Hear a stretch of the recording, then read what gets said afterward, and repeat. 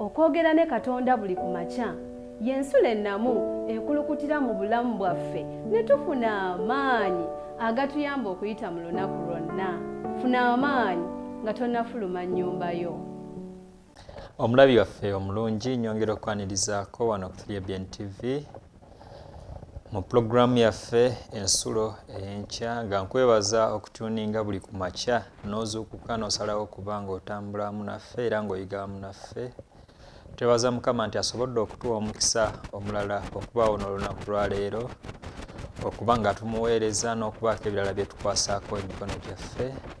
Era nsigadde omuweereza Onuwagaba Moses mweno wiiki nga nze ngenda okuba nga nkutuusaako pulogulaamu eno ensulo ey'enkya. Era ng'olunaku olwaleero tulina ekyokuyiga kyaffe ekiriko omutwe ogugamba nti endowooza zaffe nkulu. Endowooza zaffe nkulu. Ekyokuyiga kino kigenda kuba kinyuvu nnyo era nga tewali k'omu ku ffe asaanidde kuba nga akisibwa nsawo yongera okuba ng'otegeezaako mikwano gyo, ab'eŋŋanda zo, era osobole okuba ng'ofuna ne w'onaawandiika olunaku olwaleero kuba tugenda kuyiga ebintu ebikulu ddala. Era ngenda kusaba twewombeeke olw'okusaba olwo nno tugende mu kyokuyiga kyaffe. Katusabe. Ayi Mukama Katonda waffe oli mutukuvu era oli wa kitiibwa, tukwebaza olw'omukisa guno gw'otuwadde okuba nga tugenda okuyiga okuva mu kigambo kyo. Tusaba otuwe omwoyo omutukuvu atuluŋŋamye era atuyigiriza, Ayi Mukama Katonda waffe, mu butuukirivu bwonna. Tusabe nga tuyita mu nnyera Yesu Kristo. Amiina. Ekyokuyiga kyaffe kigamba nti endowooza zaffe nkulu. Endowooza zaffe nkulu. Ekyawandiikibwa kyaffe kivudde mu kitabo kya Zabbuli essura eya 34 okuva ku lunyiriri olusooka mpaka ku lunyiriri olwokusatu. Era nga kisoma ne kigamba nti neebazanga Mukama mu biro byonna. Ettendo lye liri mu kamwa kange bulijjo. Emmeeme yange eneenyumirizanga mu Mukama. Abawombeefu baliwulira balisanyuka. Abawombeefu baliwulira balisanyuka. Mukuze Mukama wamu nange. Tugulumize erinnya lye ffenna. Kyekyo ekyawandiikibwa kyaffe. Era nga kitugambye nti neebazanga Mukama mu biro byonna. Ekyawandiikibwa kino kinyuvu nnyo era tugenda kuba nga tuyiga ebyokuyiga bingi okuva mu byo, era nga bino Zabbuli zino zaawandiikibwa Dawudi, era abasinga ku ffe tumanyi tuzze nga tuyiga ku Dawudi okuva wiiki eno bukyanga etandika, era nga tugenda okuba nga tweyongera okuba nga tuyiga. Era kigambibwa nti ebitundu by'ebyawandiikibwa bino byawandiikibwa wakati mu biseera ebizibu eby'obulamu bwa Dawudi. Era nga Dawudi mu biseera bino bwe yawandiikira oba we yayogerera ebigambo bino eby'ennyimba, yali mu kaseera ak'akazigizigi, akaseera akazibu ennyo mu bulamu bwe, nga mu biseera bino yali adduka okuva eri kabaka Sawulo eyali amuyigganya oba eyali amuyigga okuba ng'asanyawo obulamu bwe. Ate mu kudduka kwe n'agenda addukira mu balabe ba Isirayiri ebiseera ebyo, Abafirisuuti, nga kino kitusiigira ekifaananyi ku ngeri obulamu bwa Dawudi gye bwali butambuliramu. Adduse okuva mu bulamu bwa Sawulo, okuva mu maaso ga Sawulo, ate n'addukira mu balabe baaki ba Isirayiri Abafirisuuti. Kiba kitegeeza nti ne gye yaddukira obulamu tebwali bulungi, obulamu bwali buzibu nnyo, kuba gye yaddukira baali tebalina nkwatagana yadde n'akatono n'abantu abaali bava mu bwakabaka bwa Sawulo. Nga kino kikulaga nti Dawudi yali atambulira mu bulamu obwakazigizigi. Yali atambulira mu bulamu obuzibu ennyo ennyo. Oba oliawo abamu ku ffe obulamu bwe tuyinza okuba nga tutambulirako essaawa eno. Bangi tulina ebizibu bye tutayinza kunyumyako, bye tutayinza kwatula mu kaseera kano. Oyina ky'otoba nakyo, oyina ky'oddukamu n'ogwa mu kirala, oyina ebintu bingi ebigezaako okuba nga bikuteganya. Naye tulaba nti mu Zabbuli eno eya 34 tulaba nti yadde Dawudi yali atambulira mu mbeera etaali nnungi. Yali atambulira mu mbeera yali tefaananikibwa kubaako bulungi yadde n'akatono. Embeera yali tezzaamu maanyi. naye yeekuumira mu kuba n'endowooza ennungi. Yadde yali atambulira mu bulamu obw'obulumi ennyo, Dawudi yalina endowooza ennungi. Muganda wange, obulamu bw'otambuliramu ozuukuse amakya ga leero ng'olina ebintu by'ogenda okuba ng'okwasaako emikono gyo, olina emirimu gy'ogenda okukola, naye endowooza yo eri etya okusinziira ku ekyo ky'ogenda okuba ng'okola. Tulabye nti ye Dawudi yadde yali mu biseera ng'ali mu kuyiganyizibwa okw'amaanyi, ng'ali mu kaseera akayinza okuba akazibu mu bulamu bwe, yalina endowooza ennungi. Yalina endowooza ennungi eri Katonda. Yeebazanga Mukama mu biro byonna. Bwe buno obulamu Dawudi bwe yatambuliramu. Era olunaku lwa leero nga tweyongerayo mu ky'okuyiga gyaffe, tugenda kuyiga ebintu bisatu ebiri wakati mu mbeera enkambwe Dawudi gye yali atambuliramu. Dawudi yali ayita mu mbeera enkambwe, naye waliwo ebyokuyiga bisatu bye tusobola okuyiga mu bulamu bwa Dawudi ebigenda okutuyamba naffe okutambula tuyite mu mbeera enkambwe ze tuyitamu. Bangi mu bulamu bwaffe tulina ebintu ebitulabikira ng'ebizibu bye tusobola ebitulemye okweŋŋanga, naye oba oliawo kiyinza okuba ng'endowooza yange ekyatusibidde mu bulamu bwe tulimu. Ekyokuyiga ekisooka olunaku olwaleero kye tugenda okuba nga tuyiga nti endowooza yaffe etandikira mu kusalawo. Endowooza yaffe etandikibwa mu kusalawo. Mu bulamu bwaffe ebiseera ebisinga abantu tufuuka ekyo kye twasalawo okuba nga tufuuka. Lwakuba abantu abasinga tetuteeka nnyo ssira ku bintu bye tusalawo mu bulamu bwaffe, ne twekanga nga tufuuse ebintu naffe bye tutasobola kutegeera. Naye tulina okuba nga tukiyiga nti endowooza yaffe etandikira mu kusalawo kwaffe. Ekintu kye tusalawo kye kisalawo ki kye tugenda okuba nga tukola ki nga tuba. Dawudi bwe yali mu kaseera akazibu ennyo, ye yagambanga nti neebaza Mukama mu biro byonna. Yadde yali ayita mu kaseera akakambwe ennyo, yali ayigganyizibwa, yagenda n'agwa mu bantu abaali tebaagala bantu be yali avaamu, naye ye yakola ki? Yasigalanga nga yeebaza Mukama. Kwe okusalawo kwe yakola mu bulamu bwe. Naffe kye kimu kye tulina mu bulamu bwaffe. Bwe tusalawo okuba nga twebaza Mukama buli mbeera yonna gye tulimu, kigenda kutuyamba okutambula mu ngeri ennungi. Kigenda kutuyamba okuyimirira mu bizibu byonna bye tukola ki? Bye tuyitamu. Tulina okukitegeera nga Bayibuli bw'egamba nti ng'omuntu bw'alowooza bw'atyo bw'abeera. As the man thinketh, so is he. Omuntu nga bw'alowooza bw'atyo bw'akola ki? Bw'abeera. Ffenna abasinga tulinga bwe tufaanana. Weetegereza muganda wo, weetegereze mukwano gwo, ayinza okuba afaanana bwe batyo lwakuba endowooza ye bwetyo bwekola ki? Bwetyo bweri. Era olunaku olwaleero njagala tuyige nti decision zonna ze tukola mu bulamu bwaffe zikola ekitundu kinene nnyo ku kuzimba obulamu bwaffe. Zisobola okutuleetera okuba abawanguzi okuyita mu mbeera enzibu ze tuyitamu, oba ne zituleetera okugwa mu bizibu ebyo bye tukola ki? Bye tuyitamu. Tulaba nti Dawudi yayimirira munda, yayimirira n'okuyita mu bizibu ng'atendereza Mukama mu mbeera zonna enzibu.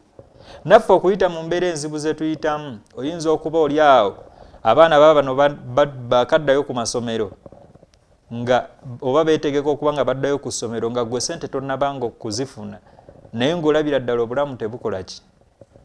Tebutambula bulungi. Tenderezanga Mukama. Weebaze Mukama mu mbeera yonna gy'oyitamu. Endowooza yo egenda kukuleetera okukyuka mu bulamu bwo. Egenda kuleeta okubeera n'essanyu mu mutima gwo. Nga bwe tulaba nti Dawudi yali abiri mu mbeera efaanana okuba nga nzibu nnyo. Yali ali mu mbeera etasanyusa, naye ye yeekuumiranga ku bisuubizo bya Katonda. Emmeeme ye n'agamba nti eriyimiriranga ku ki? Ku Mukama. Eneenyumiririzanga mu Mukama. Ebiseera ebisinga bwe tubeera mu budde obwakazigizigi tutendewalirwa nnyo n'okusinza kwaffe ne kukendeera okusaba kwaffe ne kweyongera okuba nga kukola ki nga kukendeera naye tulaba nti Dawudi bwe yali mu kaseera ak'akazigizigi endowooza ye yamukuuma nnyo ng'ayimiridde n'asobola okubeera omuki omumalirivu era kino tukiteekere ddala mu nkola nti endowooza yaffe etandikira ku kusalawo kwaffe ky'osalawo olunaku olwaleero kigenda kuditamininga byogenda okubeera mu nnaku 10 mu maaso byogenda okubeera myaka 4 mu maaso leero ogenda kusalawo okutambula okola ekintu kino ekikyamu nyinza okuwa ekyokulabirako bw'olaba abantu abatandika empola nga banywa omwenge teyatandikira ng'anywa kuleeti atandika anywa akantu gatono nnyo naye yagenda okumaliriza ng'okusalawo kwe kumufuiridde ddala waddanga nga takyategeera nakukola ki nakutegeera n'abavubuka ffenna gye tuli tulina okukitegeera nti mu bulamu bwaffe ebintu bye tusalawo bigenda ku affectinga obulamu bwaffe mu maaso oba bugenda ku affectinga amagenda gaffe so tulina okubeera mindful on the decisions we take right now in order to lay a wonderful strategy for our future era ekyokubira olunaku olwaleero tweyongera okuyigira mu bulamu bwa Dawudi era ekyokuyiga ekyokubiri kiri nti endowooza yaffe yeesalawo okwekuuma endowooza yaffe yeesalawo okwekuuma ogenda kwekuuma otya mu bulamu buno ng'otambula kigenda kukusinziira ku ngeri gy'osazeewo okuba nga weekuuma bw'osoma mu ngero essuula ey'okuna olunyiriri olw'omukaaga olunyiriri olw'23 kigamba nti keep your heart with all diligence for out of it spring the issues of life kino ekyawandiikibwa kitulaga nti tulina okukuuma emitima gyaffe kuba ebintu byonna ebikwatagana ku bulamu bwaffe biva mu mitima gyaffe weewaawo mu maka mangi tuwulira nti waliyo obuvuyo bungi tekyali kukwatagana amafamire gamenyeka relationship nazo zimenyeka naye kino kivaawa kubanga abantu tebakuumye emitima gyabwe njagala twale kino ekyokulabirwako abantu bangi bawuliriza music ow'ebika ebyenjawulo waliwo rock and roll naye bw'ogenda ng'owuliriza music ono ow'entunnunsi ogenda noweesanga nti naawe empisa zo zitandika okuba ng'ono music otandika okunyumirwa ebintu byebimu ogenda okkakkana ng'ofuuse omuki abantu gwe bayita ng'omuyaaye depending on what you have been listening kiba kitegeeza nti bw'otakuuma mu mutima gwo kuva eri ekintu ekibi ogenda kakkana nga naawe endowooza yo oba karakita yo eri developed in accordance to what you have been adopted with ekintu ky'osinza okuba ng'okola ki ng'obeera nakyo so if we want to secure our life in Christ we have to be mindful on the things that we approach in life biki bye tulaba mu bulamu bwaffe biki bye tukwasako n'emikono gyaffe makubo kige tutambuliramu gakola ekitundu kinene nnyo ku bulamu bwaffe ng'abakristaayo tuyinza okubaako n'ebintu bye twagala nga tutowaza nnyo mu bulamu bwaffe naye ebintu ebyo bikulaga eri Katonda bikulaga ekkubo lyo liribiza eri Katonda bikuzaamu ssuubi abantu abasinga ku ffe tetulina mirembe kuba ebintu bye tulaba si bya mirembe bw'obeera mu kaseera k'akeddembe oyagala kulaba firimu abantu bakola ki batugombula balala ogenda okkakkana nga mentality yo has been used ku butemu ogenda okkakkana otandise okukola ebintu ebiri ki awkward mu bantu so the things that we beheld bikyusa kitundu kinene nnyo ku bulamu bwaffe era njagala okugamba nti ng'omukristaayo tulina okuba nga tulina essuubi ddene nnyo ku ngeri mu Katonda mu ngeri gye tugenda okuba nga tukuumamu obulamu bwaffe nga tutambulira mu bisuubizo bya Katonda nga bwe tulaba nti ye Dawudi bwe yali mu kaseera akazibu nga tayinza kuba nayeyamba ye ate yasinga kugulumiza Katonda yasinga kunywerera Katonda naffe mu bye tukola yadde embeera erabika ng'enzibu erabika nga etakuwa ssanyu erabika nga etakuwa mirembe leka tunywerere Katonda leka tunywerere ku Katonda leka Mukama akulembere mu bulamu bwo leka akuluŋŋamye mu makubo go gonna g'osuubira okuba ng'okola ki ng'otambuliramu okuyita mu kutendereza Katonda Dawudi yasobola okuba ng'ayimirira, yasobola okuba ng'awangula. Naffe bwe tuba twagala okufuna obuwanguzi okuyita mu bintu bye tuyitamu, embeera ezo ezifaanana ng'ezitasanyusa mu bulamu bwaffe ziriwo lwakuba nti twakola okusalawo mu layini eyo. Singa okola okusalawo mu kintu ekituufu n'osalawo n'ogamba nti nganze omukristaayo sigenda kuddamu kubeera nga nteeka ebirowoozo byange ku mupiira, togenda kuddamu kufuna stress yaki ya mupiira. Naye we are seeing a lot of Christians are suffering because of that. Their attractions, their emotions have been given to things like football, games, movies and so forth, because that is what they have taught their minds. Tumanye bintu ki bye tusomesa obwongo bwaffe. Leka tusomese obwongo bwaffe okuba nga bugumiikiriza Katonda. Leka tusomese obwongo bwaffe okuba nga bwenyumiririza mu ssanyu Katonda lyakola ki, lyagaba. Katonda ayina enteekateeka ennungi eri obulamu bwaffe. Kyovula nti tulaba Dawudi yadde yali ayita mu biseera bino ebizibu, yali akimanyi nti Katonda ayina enteekateeka ennungi eri obulamu bwe. Enteekateeka ya Katonda nnungi nnyo eri obulamu bwaffe. Kino tuzze tukiyiga okuva mu byokuyiga byaffe bino. Katonda ayina enteekateeka ennungi eri obulamu bwo. Kiri eri ndowooza yo okuba ng'onywerera ku nteekateeka ya Katonda. Katonda atutereddewo ebintu bingi okuyitira mu Bayibuli, engeri gye tusobola okukuumamu emitima gyaffe. Abantu bayinza okutunuulira ne bagamba nti ono omuvubuka ng'ayogera nnyo ebigambo ebitasaana mu bantu. It is because byebyo by'obadde omanyidde. Ne bwe banaakukola batya, that is what will speak because you are used to that. Ne bw'osalawo n'okyusa n'ogamba nti okuva ne leero sigenda kuddamu kwemanyiiza butambi bulaga bino na bino. N'osalawo n'ofokasinga ku kintu ekituufu, ogenda kulaba nga naawe empisa ye etandise okukyuka towards the right direction. N'ebiseera ebisinga we love the bad and we end up being bad too. So endowooza zaffe za mugaso nnyo mu bulamu bwaffe, era ze zisalawo engeri gye tugenda okuba nga tukola ki, nga twekuumamu ne bwe kuba ku mirimu gino gye tukola, gye tukwasaako emikono gyaffe. It is your mentality towards that work, your positive energy, that is going to help you to thrive.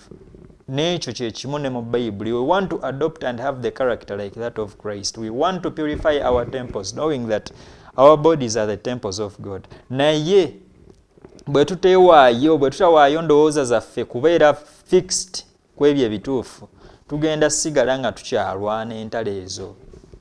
Oluusi zitumegge n'otumegga. Naye bwe twewaayo ne tuba n'endowooza eri enteekateeka ya Katonda ennungi nga Dawudi yalina endowooza era ng'akimanyi bulungi enteekateeka ya Katonda, yadde ng'obulamu bulabika ng'obuzibu ennyo gy'ali, yasigala yeenyumirizanga mu Mukama.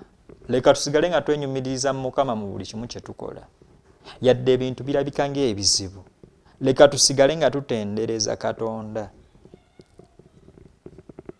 Leka tusigale nga twenyumiririza mu pulaani Katonda z'ayina eriffe. Katonda ayina plans ennungi eriffe, tayagala tuzikirire. Naye ebiseera ebisinga endowooza zaffe tuzitadde ku bintu bino eby'ensi ebiggwaawo, naffe ne tubeera nga byo. We are not focused on what eternity is bringing unto us, on what God is bringing unto us. Naye twesibye ku bintu bino eby'ensi. Aho nno naffe bwe tugenda okuba nga tukola kinga ne bwe tuba nga twagala okuba essuubi eritaggwaawo, kigenda kutandika n'endowooza yo n'endowooza yange eri obulamu bwange. So for everyone who wants excellence in his or her life, we have to first work on our mental upwardness. Tusobole okuba nga tutegeera ebintu Katonda byayagala tubeere nga tukola ki, nga tuyiga. Era ekyokuyiga ekyokusatu okuva mu kyokuyiga kyaffe ekyolunaku olwaleero kye tugenda okuyiga mu bulamu bwa Dawudi, tulina okukiyiga nti endowooza ekwata n'abalala. Endowooza yange ezannya ekitundu kinene nnyo ku bulamu bw'abantu abakwetoolodde oba abantu abakola ki, abanneetoolodde. ojje weegendereze oyinza obba olina ekifo ky'otambuliramu ng'olina ebintu by'ogezaako okuba ng'okola naye omuntu omu ku bantu abakumanya asobola okuvayo n'agamba abantu nti oyo gundi wa mpisa mbi. Buli omu ne kimumeramu mu mutima gwe n'agamba nti oyo wa mpisa mbi nga buli bw'oyimuka okwogera abantu bagamba bugambi oyo wa mpisa ki yimbi. So we have to be mindful on how we conduct ourselves. Ebiseera ebisinga tuyinza okukkakkana nga tufuuse nga tukugidde abantu bangi okujja eri Kristo ku lw'okuba balaba engeri gye tutambuzaamu obulamu bwaffe ng'obulamu bwaffe si buwombeefu nga tebalaba ssanyu mu bulamu bwaffe n'abantu bangi bagenda kubeera nga tebalina ssanyu mu mitima gyabwe.